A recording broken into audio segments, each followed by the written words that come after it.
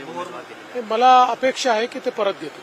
Sir, राज्याच्या गृह खात्यावरती शरद पवारांनी प्रश्नचिन्ह निर्माण केलं. ते म्हणतात की रसद जी आहे ती पोलिसांच्या गाडीतून पुरवली जाते उमेदवारांना, असे पोलीस अधिकाऱ्यांनी पुरावे दिले त्यांचे. मला लोक असं सांगतात की त्यांच्या काळामध्ये असं चालायचं.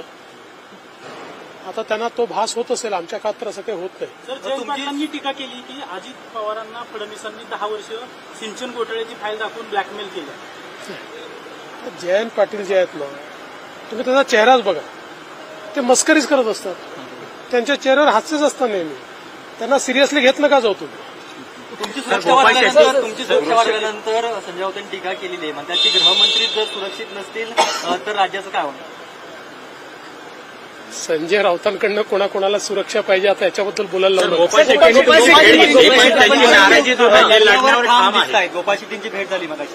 नाही, आमची भेट झालेली आहे. मी त्यांना ही विनंती केलेली आहे की पक्षाचे अतिशय वरिष्ठ नेते ते आहेत. पक्षशिस्त त्यांनी नेहमी पाळलेली आहे.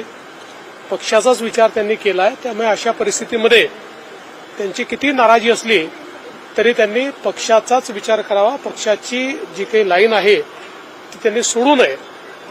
मला असं वाटतं की ठीक आहे, त्यांची नाराजी आपल्या ठिकाणी आहे, पण माझा जो गोपाळ शेट्टींचा अनुभव आहे ते साधारणपणे पक्षाची बाजू नेहमी राखतात. त्यामुळे पूर्ण अपेक्षा ठेवून आहेत की ते पक्षाच्या बाजूने निर्णय करतील.